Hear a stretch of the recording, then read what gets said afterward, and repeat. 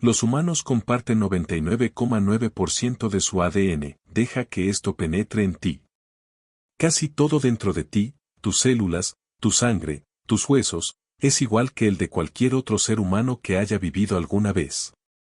Y, sin embargo, el siglo pasado estuvo marcado por una creencia peligrosa, que cierta sangre era más limpia. Algunas personas eran mejores. Algunas vidas importaban más, por lo que llevaban en sus venas. Esta es la contradicción con la que comienza esta historia. Si la biología dice que somos casi idénticos, ¿por qué el mundo se obsesionó con la pureza? Porque la pureza nunca fue un descubrimiento científico, fue una historia, y las historias, cuando se repiten durante suficiente tiempo, se convierten en armas. Durante generaciones, se enseñó a las personas a ver la identidad como algo frágil. Algo que podía diluirse.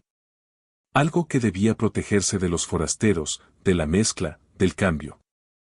Y una vez que esa idea se arraiga, la identidad deja de ser algo que se aprende sobre uno mismo.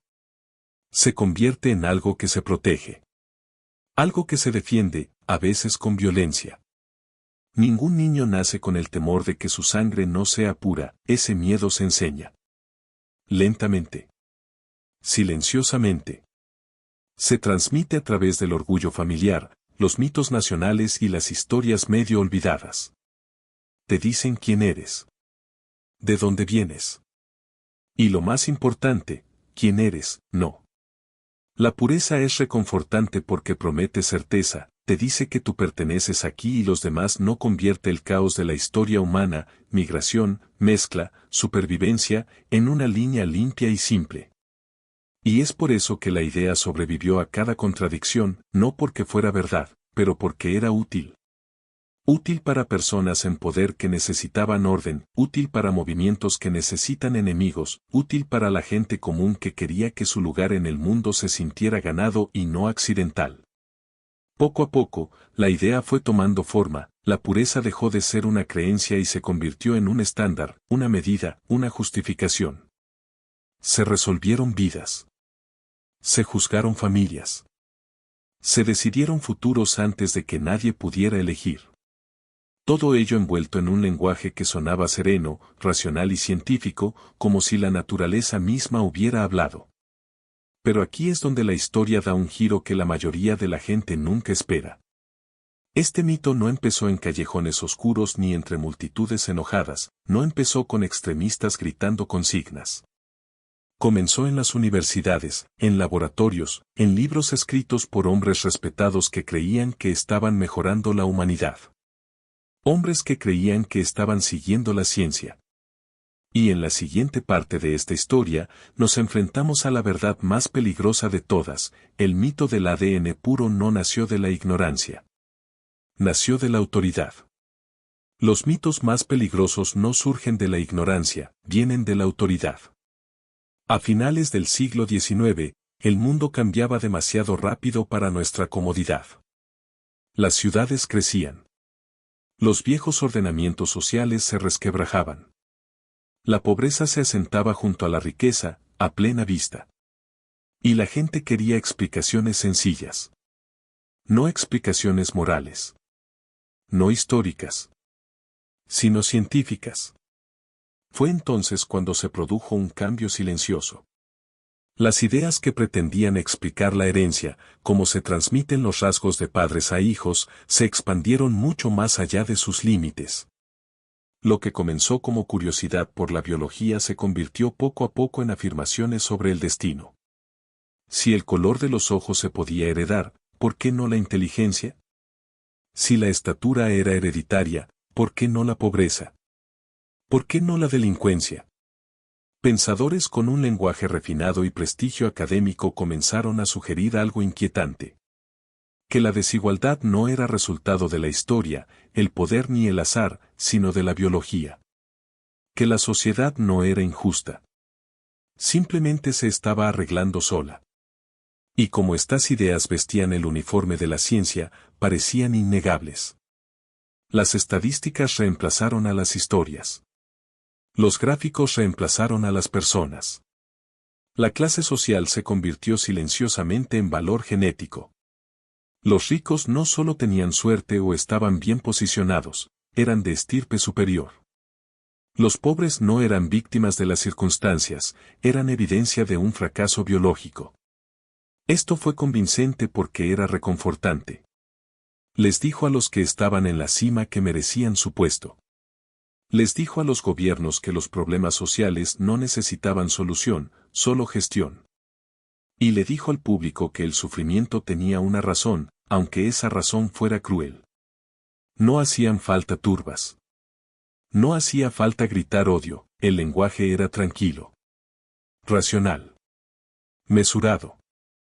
Progreso, decían. Mejora. Mejores futuros.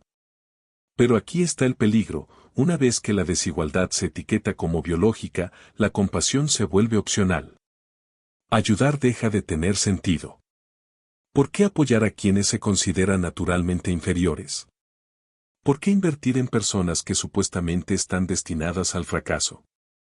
Y poco a poco se cruzó la línea. La ciencia dejó de describir el mundo y comenzó a clasificarlo. Lo que empezó como teoría se convirtió en instrucción. Lo que empezó como sugerencia se consolidó como política. Porque una vez que una idea se percibe científica, no se queda en los libros. Pide ser aplicada. Probado. Aplicado. Después de todo, si la herencia determina el valor humano, la sociedad tiene la responsabilidad de protegerse. De guiar la reproducción. De reducir lo que considera debilidad. De intervenir. Y ese es el momento en que la historia pasa de la creencia al poder. Porque el siguiente paso no era el debate, fue acción. Y una acción en esta escala requería algo que solo una fuerza podía proporcionar. El Estado. El día que la ascendencia se convirtió en papeleo, la identidad dejó de ser personal. Ya no vivía en historias contadas en casa ni en tradiciones transmitidas en silencio, se trasladó a oficinas. A archivos. A formularios sellados y firmados por desconocidos. Los gobiernos comenzaron a plantear un nuevo tipo de preguntas, no quién eres, pero de qué estás hecho. El linaje ya no era memoria. Se convirtió en medida. Los nombres se rastrearon hacia atrás. Los abuelos se contaron. Los linajes se diagramaron como máquinas. La identidad se descompuso en categorías que sonaban precisas, oficiales, incuestionables. No porque la ciencia lo exigiera, sino porque el poder lo exigía. Aquí está la inquietante verdad, la pureza nunca la definió el ADN. La definió la burocracia. No se analizaron genes. No se examinaron cromosomas. En cambio, la ascendencia se juzgaba mediante registros, religión, apariencia e incluso rumores. Una persona podía vivir toda su vida creyendo que pertenecía a un grupo, hasta que un documento dijera lo contrario. La gente común fue la primera en sentirlo. A una pareja le dijeron que su matrimonio no era válido, un niño etiquetado antes de entender por qué, una familia que descubre que el amor no supera la clasificación. La pertenencia se volvió condicional. ¿Con quién podrías casarte si se le permitió tener hijos? ¿Dónde podrías vivir? ¿Qué futuro se te permitió imaginar? Todo se decide no por quién eres, sino por cómo fuiste archivado. Y como llegó envuelto en lenguaje legal, se sintió permanente. Neutral. Justo. Las leyes no gritan. No se enfurecen. Reorganizan vidas silenciosamente mientras las llaman orden. Así aprendió la violencia a vestir traje. Lo que lo hizo aún más poderoso fue lo normal que parecía. La gente se adaptó. Obedecieron. Aprendieron las reglas porque la supervivencia lo exigía. La identidad se convirtió en algo que se manejaba, no en algo que se poseía. Y una vez que una nación demostró que podía regular la sangre, los demás prestaron atención. Porque este sistema era eficiente, redujo a las personas a datos, hizo que el control fuera escalable. La idea cruzó fronteras fácilmente. Distintos idiomas, misma lógica. Clasificar. Separar. Preservar. Lo que empezó como un experimento nacional se convirtió en un patrón global. Y aquí está la parte que la historia a menudo omite. Esto no se limitó a los regímenes autoritarios, no se limitó a dictadores o extremistas. Los países que se consideraban libres, modernos, con derecho y democráticos, adoptaron el mismo pensamiento.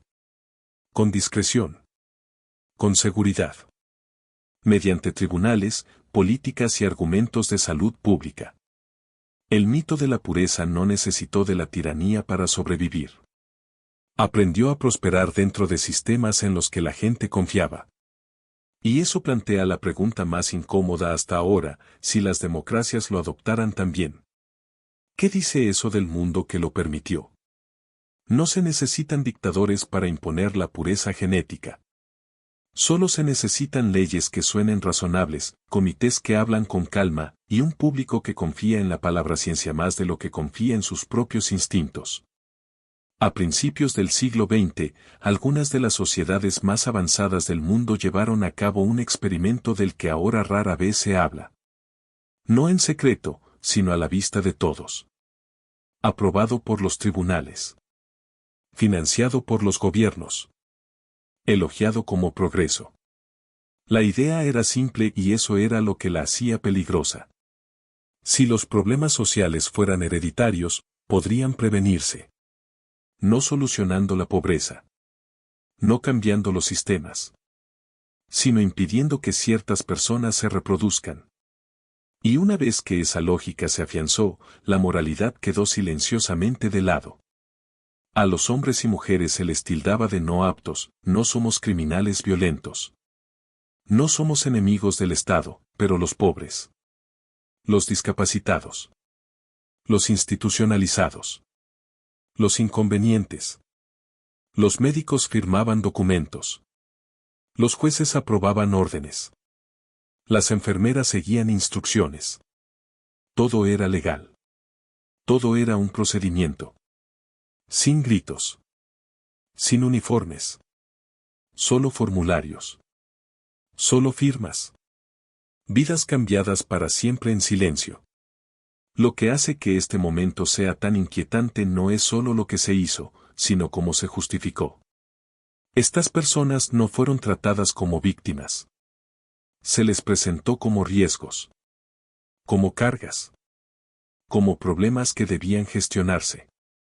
El lenguaje hizo el trabajo, bien público. Salud. Prevención. Una vez que la biología entró en la política, el consentimiento desapareció. Porque si algo es genético, la elección ya no importa. No se le pide permiso a un defecto. Se elimina. Se corrige. Se evita que se propague.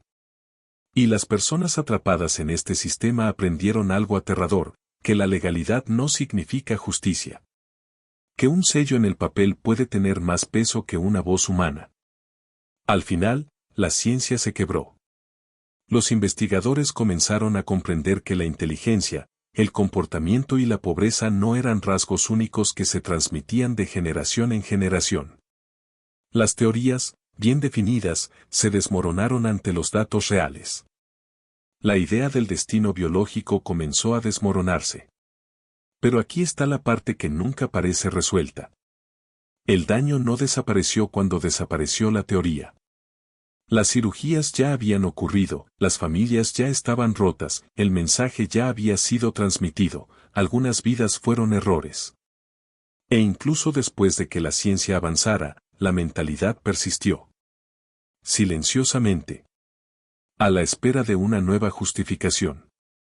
Un nuevo lenguaje. Una nueva tecnología. Porque una vez que una sociedad acepta la idea de que la biología puede determinar el valor humano, no la olvida fácilmente. Lo que nos lleva al punto de inflexión. Si esas viejas teorías estaban equivocadas, si la pureza y el destino se construyeran sobre una ciencia falsa. La pregunta que debemos afrontar a continuación es inevitable. ¿Qué dice realmente la genética real? La genética no solo debilitó la idea de raza, lo borró. Cuando los científicos finalmente analizaron detenidamente el genoma humano, realmente lo analizaron, esperaban encontrar líneas claras. Fronteras inscritas en el ADN. Prueba biológica de las categorías que el mundo había regido durante siglos. Eso no fue lo que encontraron. En cambio, encontraron algo mucho más inquietante para las viejas creencias. La mayoría de las diferencias genéticas no separan a los grupos. Viven adentro ellos. Dos personas de la misma supuesta raza pueden ser genéticamente más diferentes entre sí que de alguien del otro lado del planeta. No fue este un pequeño ajuste a la historia, fue un colapso. El genoma no reveló bordes definidos. Ninguna división clara. Solo cambios lentos y graduales a lo largo de la geografía, como colores que se funden entre sí sin detenerse en las fronteras. Los genes no respetaban naciones. No obedecían al color de la piel. Se desplazaban como siempre lo han hecho los humanos, mediante la migración, la mezcla, la supervivencia. No había muros genéticos, solo gradientes. Y ese es el momento en que la raza, como biología, se desmoronó silenciosamente. Pero aquí es donde vuelve la tensión. La ciencia avanzó, la identidad no lo hizo. Porque la identidad no reside en los cromosomas. Vive en la memoria. En el lenguaje. En las historias transmitidas como verdad. Y cuando esas historias son cuestionadas, la gente no las abandona. Se resiste. Las reinterpreta. Las defiende. Así que, aunque la genética demostró que la pureza no tenía significado biológico, el mundo no sintió alivio. Se sintió amenazado. Si la raza no era real en el ADN, ¿qué significaba eso para la historia, para jerarquía, quién pertenecía a dónde y por qué? Las respuestas eran incómodas. Así que, en lugar de desaparecer, el mito se adaptó. La vieja certeza dio paso a la escucha selectiva. La gente aceptó las partes de la genética que les parecían afirmativas e ignoró el resto. La ciencia se volvió compleja. Matizada. Fácil de malinterpretar. Fácil de usar incorrectamente. Y en esa confusión ocurrió algo inesperado. La misma herramienta que hizo añicos la idea de pureza también la hizo sentir nuevamente medible. Los números reemplazaron a las categorías, porcentajes reemplazaron etiquetas. De repente, la identidad regresó, no como raza sino como matemáticas. Y ese cambio abrió una nueva puerta. Porque cuando la gente dejó de preguntar quién soy realmente y empezó a preguntar qué porcentaje soy, la pureza no desapareció. Evolucionó. Y en el próximo capítulo, vemos cómo la tecnología moderna, destinada a revelar la verdad, le dio una segunda vida al viejo mito. La gente no quería historia, querían confirmación. Cuando las pruebas de ADN llegaron a las salas de estar, no llegaron como herramientas para la curiosidad. Llegaron como espejos. Pequeñas cajas que prometían respuestas claras. ¿Quién eres? ¿Dónde perteneces? Lo que realmente eres, más allá de las historias. Escupe en un tubo. Mándalo lejos. Espera. Y cuando llegaron los resultados, no hablaban con frases. Hablaban con números. Porcentajes. Claros, seguros, exactos. 30 por aquí. 15 por allá. Como si la identidad finalmente pudiera medirse. Por eso el momento me impactó tan fuerte.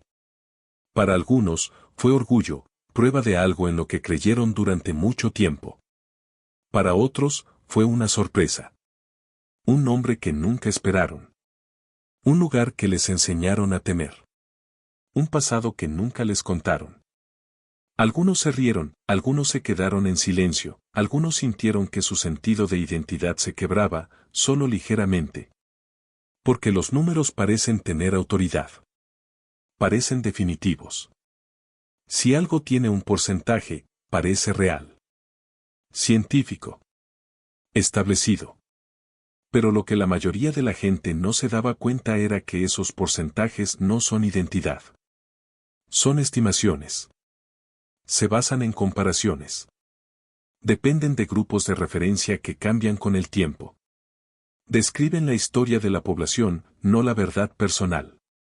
Pero ese matiz se pierde fácilmente. Sobre todo cuando la gente busca pertenencia. Así que el ADN se convirtió en algo más que información. Se convirtió en un permiso.